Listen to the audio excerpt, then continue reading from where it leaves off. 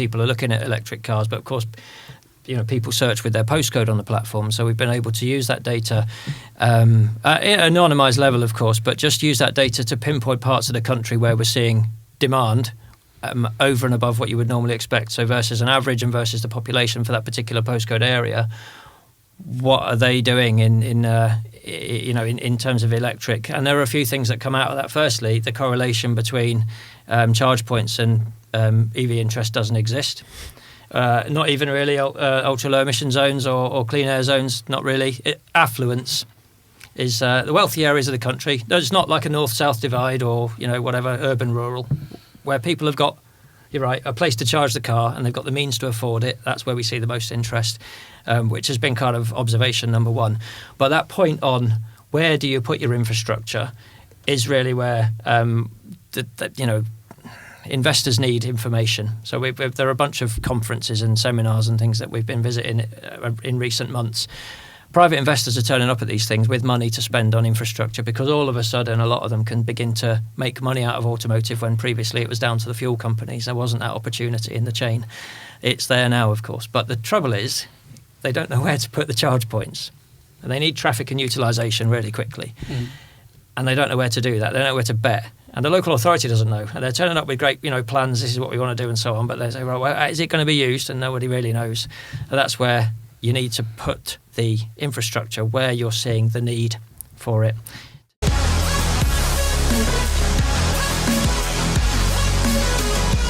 Hello and welcome to the AM News Show podcast. I'm Tim Rose, the editor of AM, and joining me for this podcast is Tom Sharp, our news and features editor at AM, Dylan Setterfield, head of forecast strategy at CAP HPI, and Mark Palmer, brand director at Auto Trader.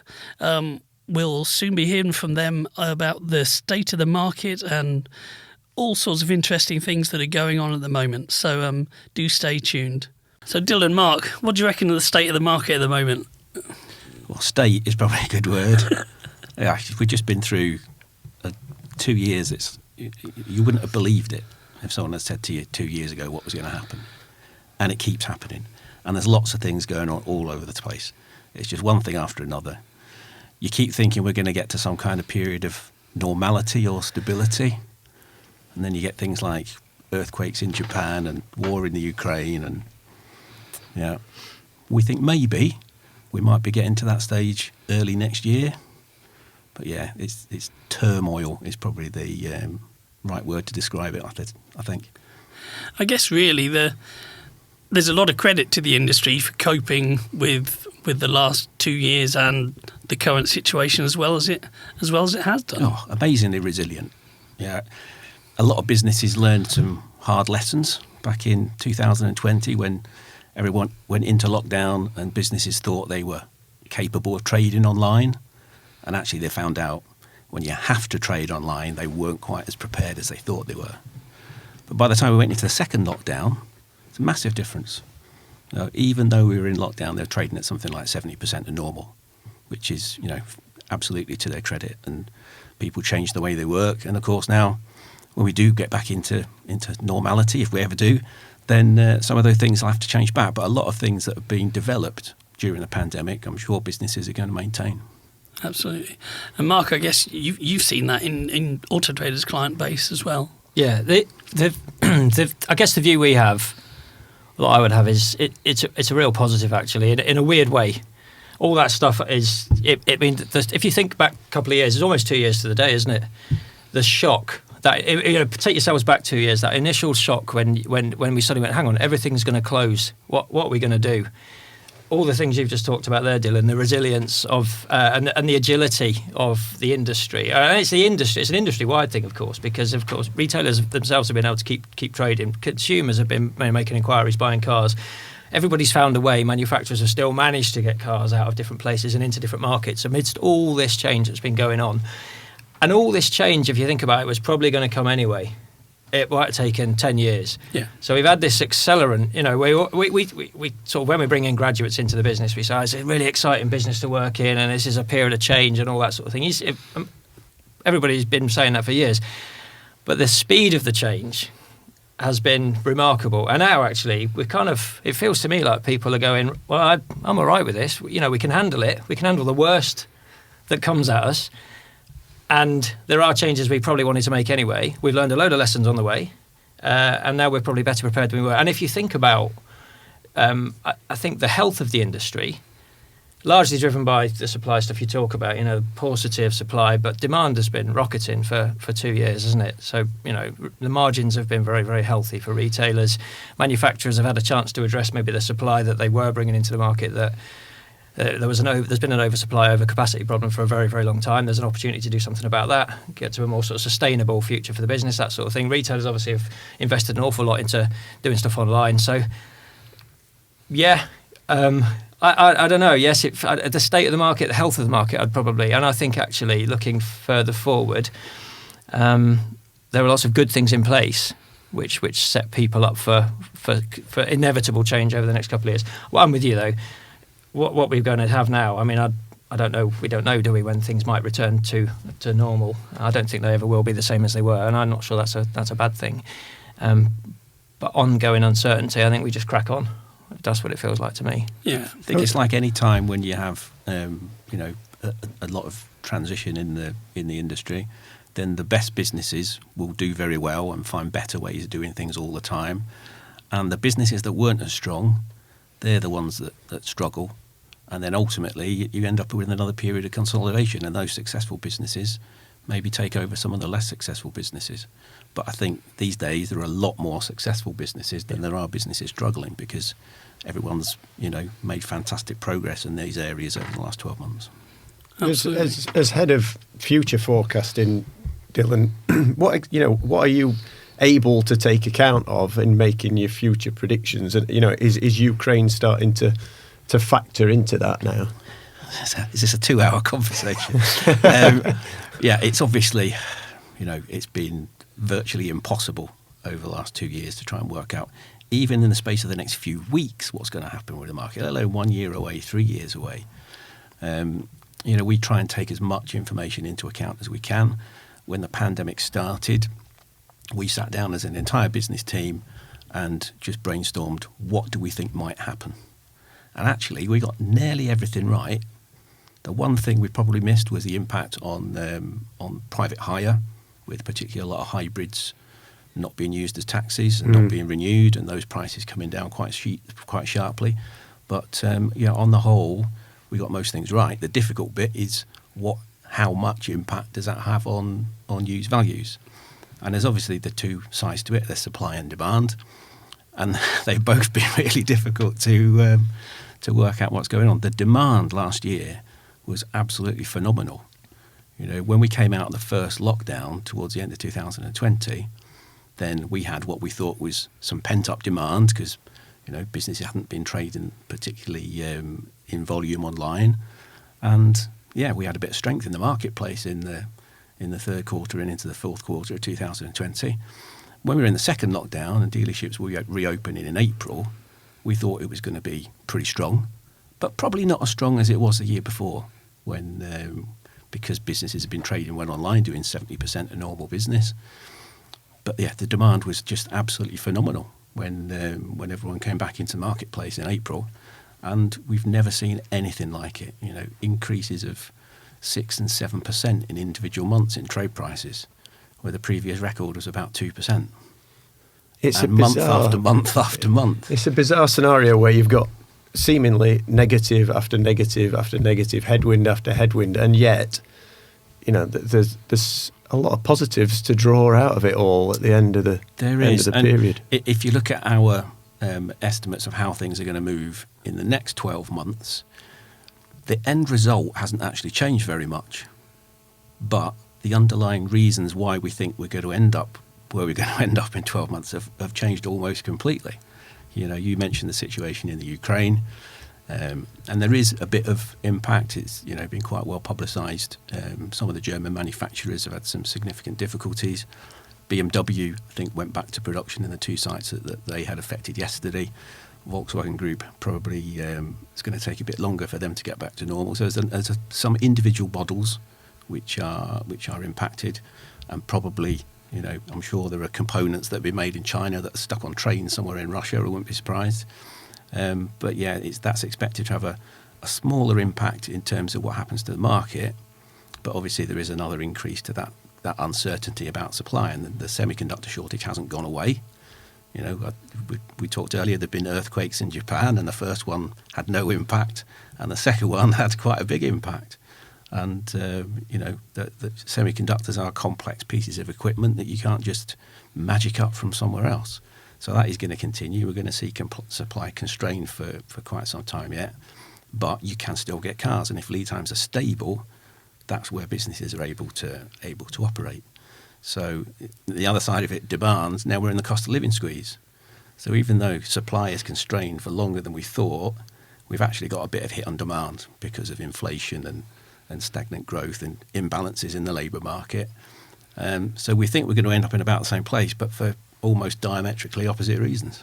How long is the tail of this, this supply constraint period? Because a lot of people were coming into this year saying it's going to be Q3, Q4, and now in the matter of a couple of months, it's going to be 2023. And I've had dealers tell me that volume recovery is off the cards, and as Marcus has alluded to, perhaps it is for other reasons as well. How far along do you think this semiconductor issue and other issues can restrict what manufacturers would like to bring into the market? Yeah, I mean, we've been talking for some time. Apologies to you guys, not deliberately aimed at you, but quite widely in the media, everything is being referred to as shortage of semiconductors, even when it's raw materials. There's been problems with aluminium, there's been problems with sometimes with steel, with rubber, with wood for ply line in vans. There's been all sorts of things that have added to that supply situation. The chip manufacturers, they think that they're back to stability. So, and that's the key thing. If lead times are 5 months and they stay at 5 months, then, on the leasing side, customers will order earlier and you get into a bit of stability. If the question is when do we get back to normal, and normal being what we had before the pandemic, we might never get back to normal. You might not get back to 8-12 week lead times for most cars. But if you know that's the case, you can plan accordingly, and that's the really important thing. Mm-hmm. But you never know what's around the corner. Absolutely. Arguably, if normal is back to a market of oversupply, then that's not necessarily a positive thing for the industry anyway, is it, Mark? I don't think so. I think there's a few things just to add to what Dylan said there.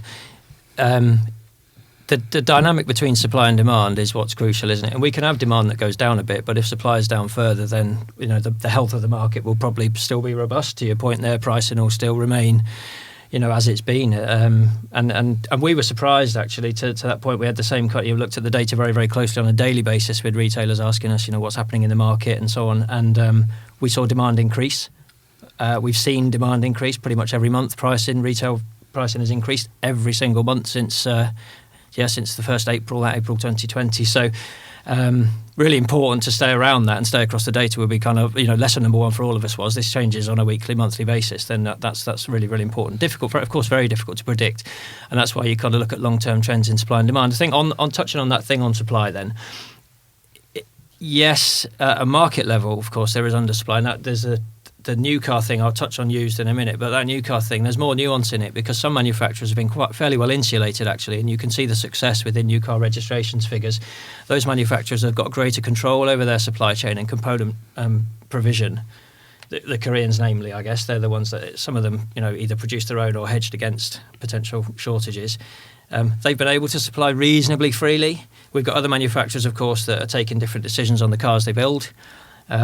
Putting the components that they do have into more profitable models, which of course is a decision you would make. But the way that affects the UK, of course, is that profitable model might be sold in the US. If you've got one semiconductor, you'd put it on an F-150 and not a Fiesta, wouldn't you? So there's those decisions to be made, and we don't know how that's going to play out over time, I guess. So whether I would say that I don't know when we would start to see normal in the new car market. There's a lot of different things that need to catch themselves up, and there'll be strategic decisions that manufacturers need to make in terms of how they get there or whether they even want to get back to the way it was. What we are going to see, though, definitely we are going to see, is that the impact of 2020 and 21 in new will continue to impact used for a good deal of time to come, and that will come back to values that are being achieved at retail and trade in used. We've calculated that we lost about 1.5 million new car registrations in 2020 and 2021. Those will never become used cars. And we haven't seen the impact of that yet in the used market. So we think that by 2024, we will see a third fewer used 3 to 5 year old cars in the park than we would have expected, than we had in 2019. So 5 years after sort of peak car park, 31 million, we'll have a third fewer of those cars. Now, as long as there are people who want to drive cars of that age and buy cars of that age, you can see where we're going. We've got this massive supply drop caused by 2020's new car pause, and that will then manifest itself in used car demand and supply in 2024. So I think there's a good deal of health in terms of supply-demand dynamic to come for a few years yet, and which will obviously need to play into things like future forecasting. Yeah, I mean, the other side of it, of course, is there's even more distortion in the marketplace. Because if you look at the last few months, although if you compare the retail numbers to what happened back in, say, 2019, it's pretty close to what previous levels were. But fleet registrations for the last 4 or 5 months, okay, last month it was only about 32% down. For several months before that, it's been 40% down. And out of that 1.5 million, about 1.3 million of those are fleets. That's like a whole year's fleet registrations that just aren't there. So you are going to get that massive shortage in 3 and 4 year old vehicles probably starting to kick in the second half of 2023. But it's not just 2020, it's 21 and it's now 22. Yep. And, you know, that expands for quite a long time. In the shorter term, we're in a situation with really high prices that aren't sustainable. And we know, you know, there's been lots of articles about cars over list price, and, you know, it's been sustainable while demand has still been strong and there's a shortage of new cars. But as soon as models start to get new cars coming back into the marketplace, or demand falters with the cost of living squeeze, or both, then that's when those prices start to come down. But we shouldn't be too concerned about that. You know, if you look at the overall market, 3 years 60, it's about 38% up year over year. Okay, I'm guessing there's an added risk, you know, something that Marx has touched on there, with manufacturers moving to more profitable cars, and I guess moving very quickly towards EV at the same time. That limited car park of newer cars that we're missing in future, when they come back and they are 30 to 60,000 pound EVs, how's that going to affect maybe more appropriate, affect the used car market and the appetite from consumers? That's another lesson from the last couple of years. It's a good point you kind of make. How is it that nearly new cars are costing more than new cars? How is it that that's been happening now for month after month after month? And these are not predictions you would have made.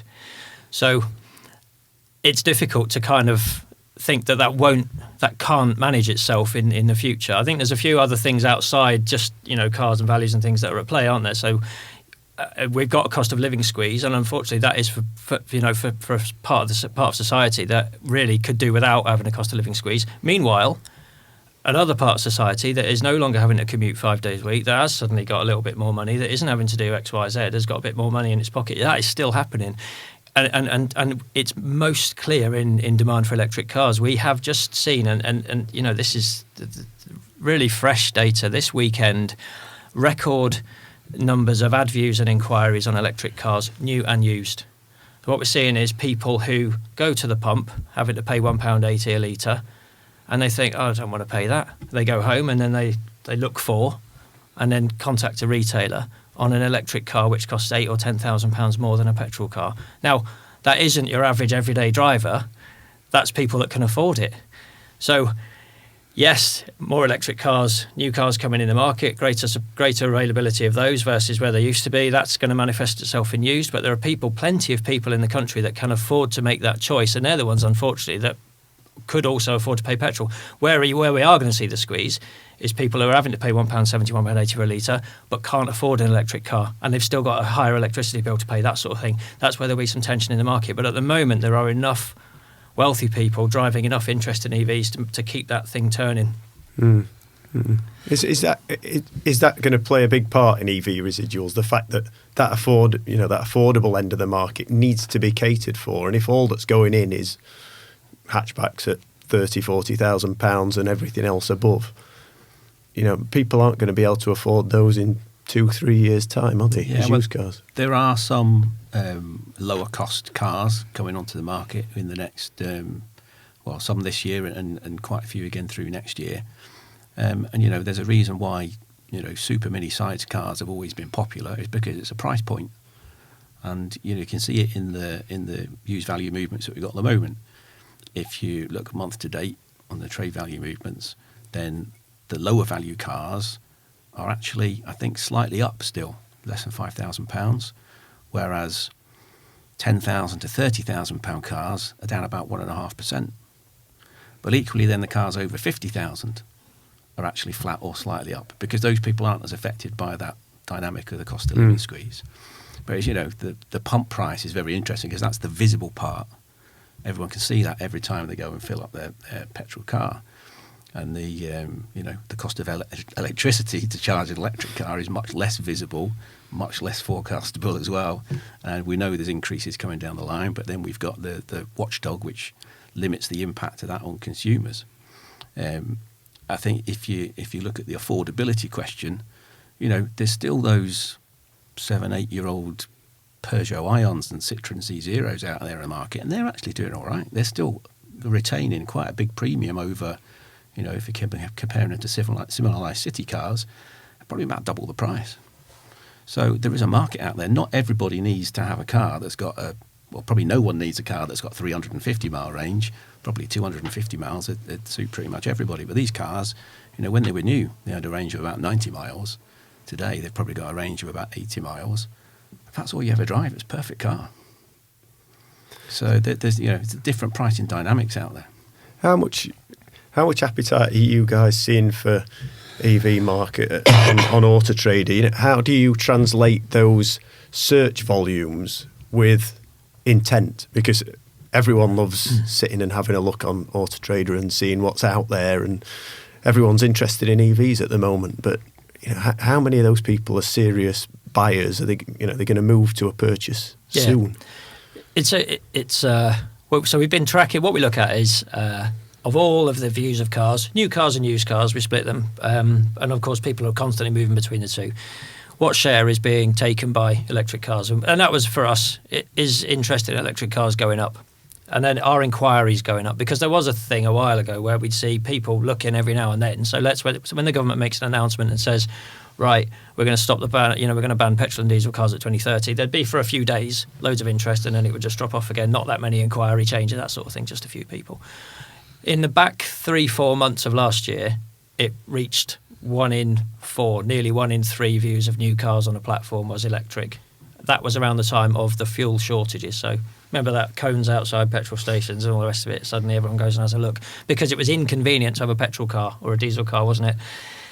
That dropped off, actually, through November, December and January. Now we've seen petrol prices go up. As I said, a record for interest in electric cars over the last week. So it did look like it was coming down again to back where it had been last summer. And then all of a sudden in the last week, that's gone up again. Now, what interest, yes, looking at cars, but inquiries to retailers have also reached 30% on new over the weekend. Almost 1 in 3 contacts to a retailer on a new car was on an electric one.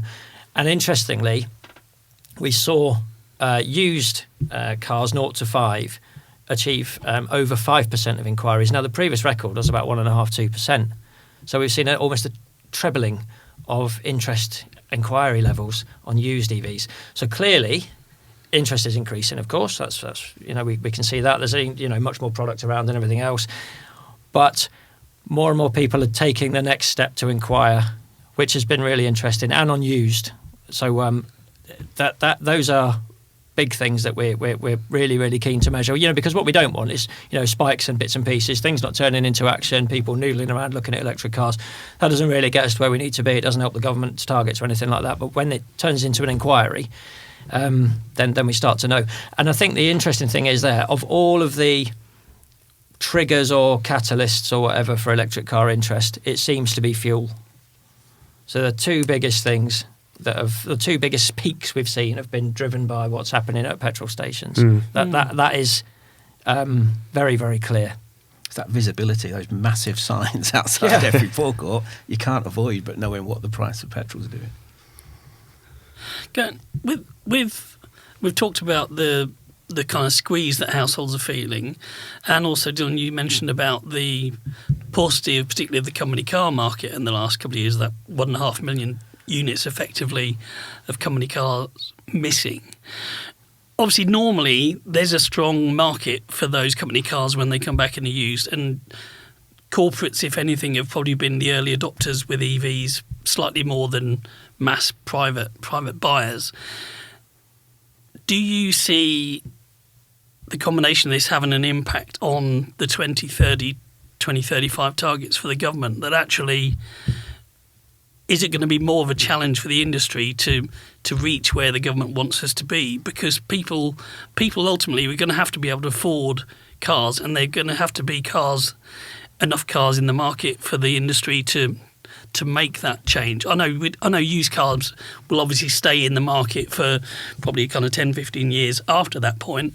But ultimately, long term, the government wants us to go in a certain direction, and surely these are going to be challenges for that. Yeah, well, there's a bit of a mixture. So there's definitely challenges, but there's also opportunities. I mean, let's make no bones about it. That 2030 target is a really aggressive target. That is really tough to make. And if you get to, I don't know, 2026, 2027, and you haven't got electric penetration, let's say up near 50%, then I think they might have to postpone it. They won't want to. Might have a different government by then, of course.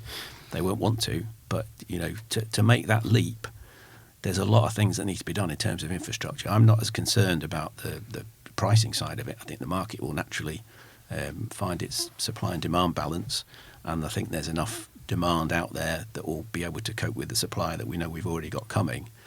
But there's so much more that needs to be done. I'm not sure we'll get much mentioned in the budget next week, but we're still waiting for the infrastructure plan from the government, really keenly waiting to see what's in that, because, it's quite widely publicised, the figure of somewhere between 40 and 50% of the population don't have access to off-road parking.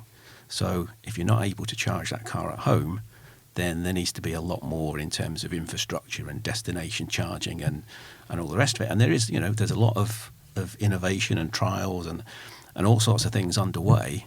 And the solutions, I think, will be there, but it does need that coordination. It needs to be driven from central government. If you leave it to local authorities, then you're going to get a complete mishmash of some places being quite good and some places being really, really underserved.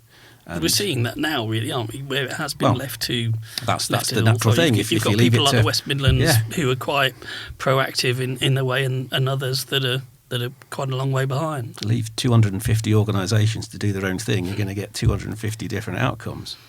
You've also got the likelihood that we're going to get more clean air zones or zero emission zones, and that's going to drive further people into that electrified thing. We're kind of just at the edge of the mass adoption. A lot of those inquiries are probably people thinking about maybe getting an electric car this time. The next time they come to replace that car, they are much more likely to go for an electric car.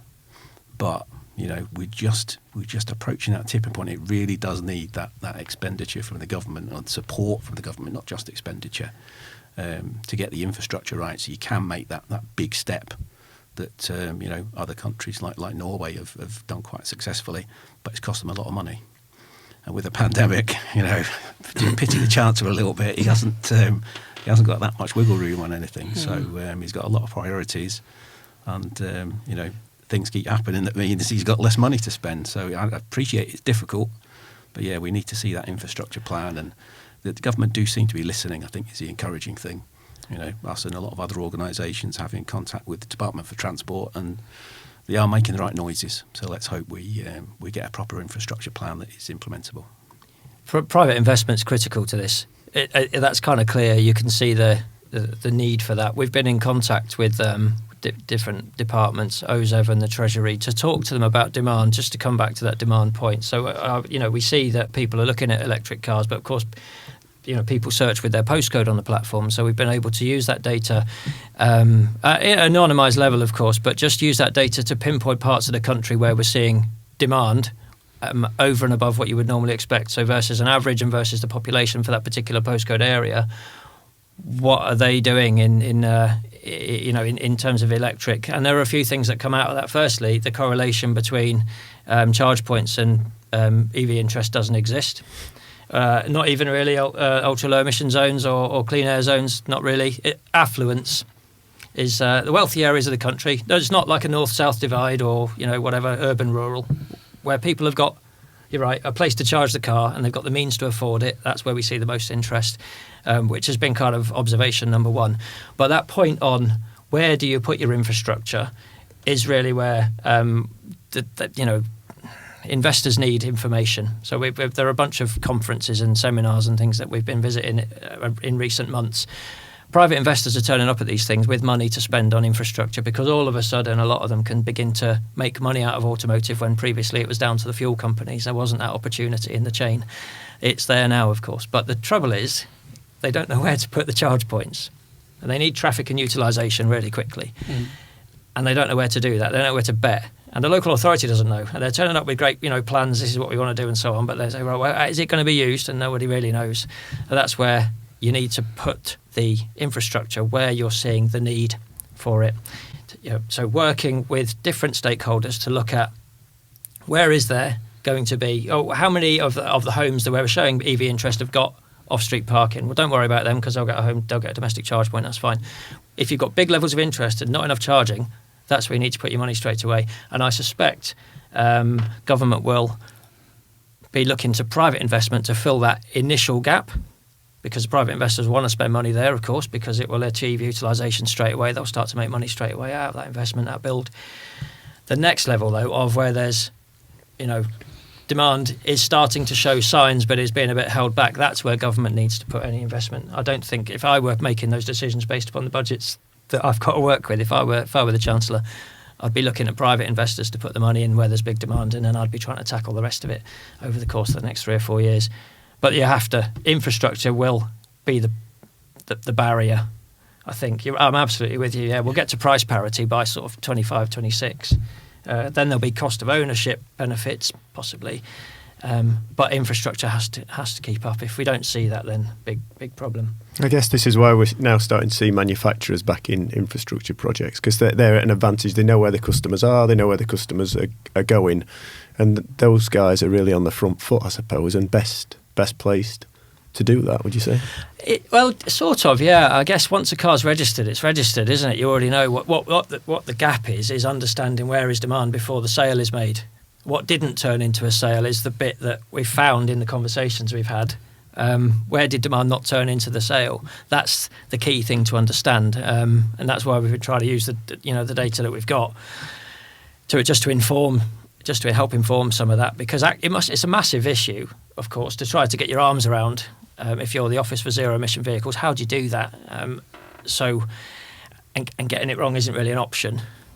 So yeah, I think that for me is the key thing. That's what we're trying to understand from our platform and from other sources, from other data partners, is where is their demand? Where does it look like it might turn into a sale where that currently hasn't?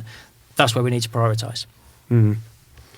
A lot of big issues to get your head around and your arms around at the moment, aren't there? But I guess if you've identified where the demand is going to be strong, then there's no reason for private investment not to happen, because they'll see a business case for that. It may then fall to the government to fill in the gaps, I guess, if they want a complete kind of countrywide network. It's about the reason why there isn't demand in certain sections. That's what needs to be addressed. Yeah. And in a lot of cases, that will be infrastructure. If you don't see electric cars, if you don't see charging points, it's not front of your consciousness. You're not likely to be interested in buying an electric car.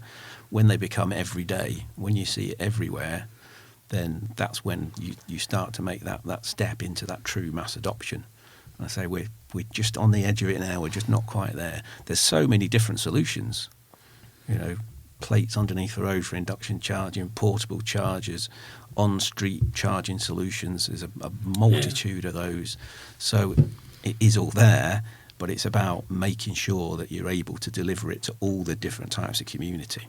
And, you know, government have traditionally had quite a heavy focus on London, and you can go into the outskirts of London, but, you know, that's very different from, you know, Norfolk countryside or down in Cornwall, and you need to make sure the whole country is served and just not just a few cities, and that's, you know, that's the difficult challenge that they've got.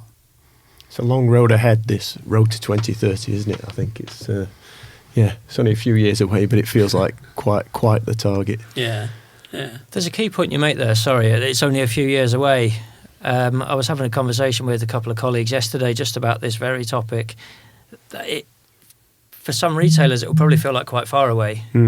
And there aren't that many used electric cars in the market relative. It's about 2% of the stock that we've got on the platform, 1.5%, 2%. So do I need to prepare for it? What do I need to do? Isn't it quite far away? And actually, if you think about the penetration of new vehicle sales that we've seen in the last couple of months and that we're likely to see by the end, it could be 20% of new car registrations by the end of the year, which means that in 3 years' time, 20% of 3-year-old cars will be, you know, used cars will be electric. It's starting to pick up within the park. If you're a retailer that sells 3 to 5 year old cars, it's only 4 or 5 years away until they make up a third of your available stock. You know, there's quite a lot to get your head around. I think it's. We talk about 2030, but actually the emergence of used car electric vehicle market will come that bit quicker. And thinking about what do I source, what do I stock, what do I price, it's not the same as it ever was. You know, it's not like, you know, if you've been selling cars for 20 or 30 years, you understand what sells in your market, you understand the types of cars, where you can price them, how fast they'll move, what kind of buyers are going to take them. It won't be the same anymore. You know, we've seen buyers looking at different types of brands. You know, the two most popular brands in the last 6 months on the platform have been Hyundai and Kia, closely followed by MG. Now, there'll be retailers out there who think, well, I've never stocked one of those in my life, let alone one that gets powered by a battery.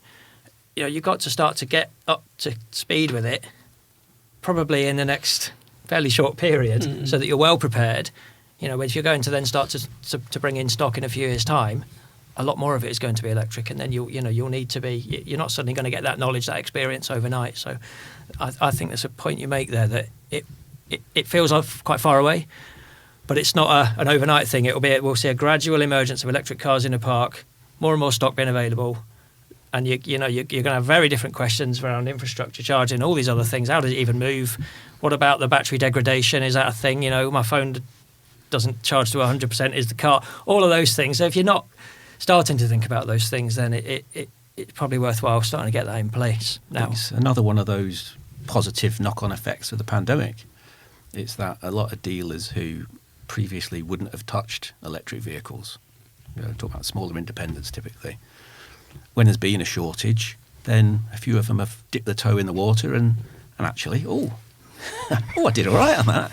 So, you know, we've probably got 2 or 3 years progress in terms of widespread adoption in the dealer networks that we might not have had otherwise. But it is a learning process. If you look at what the manufacturers went through, some of them did a spectacularly bad job of remarketing some of those early electric vehicle models. There were exceptions, but yeah, a lot of tough lessons were learned, and you know, the manufacturers who've come later to the market have had the benefit of seeing what's happened and taking that into account. But, you know, there was a lot of dealer training that had to be done. You've got to be selling the right car to the right person. There's no point just pushing an EV onto somebody that it's not suitable for. So there is a lot of training in terms of the sales force in the dealer environment. But there's also differences in aftermarket. You know, the servicing situation is very difficult. There's a lot more technical know-how that's required. And okay, if you're in a franchise network, you've got access to all the information. If you're a smaller independent, that becomes a much bigger challenge. So there is, you know, quite a lot of education that needs to be done for those guys to be having a sustainable future. Because as you say, you know, we might stop registering ICE cars in 2030. So you've probably got 10 or 15 years after that. But then, you know, there's none of them left on the road. If you can't service electric vehicles, then that's the end of your business. So that's another one of those transitions that needs to be made. Fascinating conversations. There's almost a podcast series in it, Tim. There is. There will be. I'm just before we kind of finish, I'm quite interested in, away from EVs, but kind of getting your views on the tail end of the market, as I'd call it. So you've got a dealer community out there that have always specialised in selling the older stock, the lower price stock. You've got a ready customer base that wants to have the mobility to get to work or whatever, and they've only got £1,000, £2,000, £3,000 to spend on a car. Is there a future still for those businesses as we move along? Because we're seeing people, again, going back to, we're seeing people's kind of household expenditure being squeezed. The price of those entry-level cars has risen. I know from looking for one for my teenager, his first car, it's like, wow, okay, realistically we're looking at a £3,000, £4,000 first car, not a £1,000 banger. Is there going to still be a market for kind of the old leggy cars in the future, or will the price just mean that a segment of motorists kind of have to admit defeat and go and get the bus? I think there will always be that lower end of the marketplace, and by its very nature, the prices are fixed by what an independent consumer can afford to pay. And maybe some of them are having to make a different decision to what they might have made 12 months, 2 years ago. But yeah, people buy what they can afford.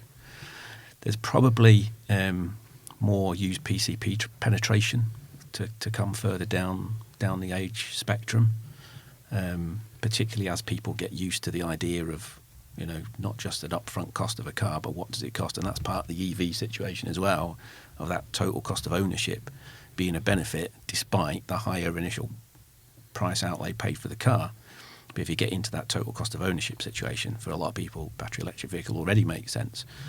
And if you let that filter down into the lower ages, then yeah, you get a similar impact.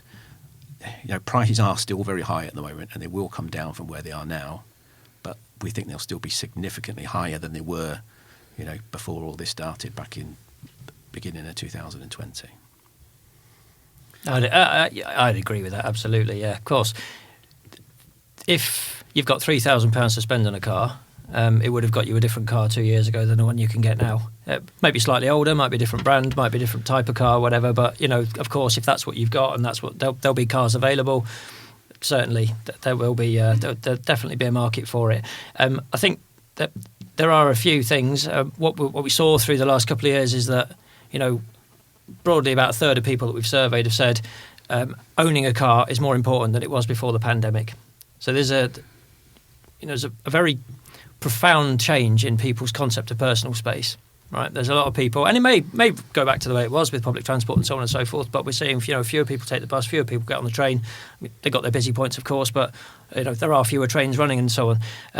And more people, back to the demand point right at the top, are looking for a car, right? Whatever price level, right? So I think there's a thing there.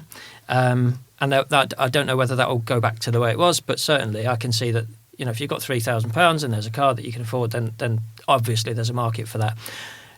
Go a bit further ahead, a little bit, and it's an unknown, and we'll have to see how it pans out. There might be some changes in things like transport policy from the government as they go to try to knit together stuff like car ownership or different usership models with public transport, with kind of sort of micro mobility solutions and things like that. You might not need to have a car to do little tiny trips in the way that you need to now, but that will only find its way in urban areas. For everybody else, of course I need a car. So I think for some time to come, loads of demand at that level, plenty of supply at that level. In fact, that was the first one to really tick up. Older cars, 10 to 15-year-old cars, were the first ones that really rocketed in price early on. People saying, well, hang on a minute, I don't want to get the bus and I still need to get to work. So there we are. I think that will carry on for a long time. So, I don't see any reason for that to change, regardless of the type of car. That's all it will be. The budget is set. All that's different is the cars that you can afford. Okay. It's interesting as well, you talked about PCP, that actually the industry can do more in the future to make those affordable, that the monthly payment kind of aspect that ultimately will, even if people are having to pay more than traditionally they would have wanted to pay, but if you turn it into a monthly payment PCP for an older car or whatever, then it makes it fit their budget, I guess. Yeah, the further out you go, obviously, the more difficult it gets. If we're talking about 2045, 15 years after they've stopped selling new internal combustion engine cars, and maybe that end of the market becomes those Citroen C0s and Peugeot Ions and Mitsubishi IMEVs. But certainly for the foreseeable future, then there will continue to be that considerable market for used ICE cars. Great stuff. I think it's a conversation that's going to go on for some time to come. You're not going to be able to buy an MGB for £1,400 anytime soon, not with four wheels and an engine anyway.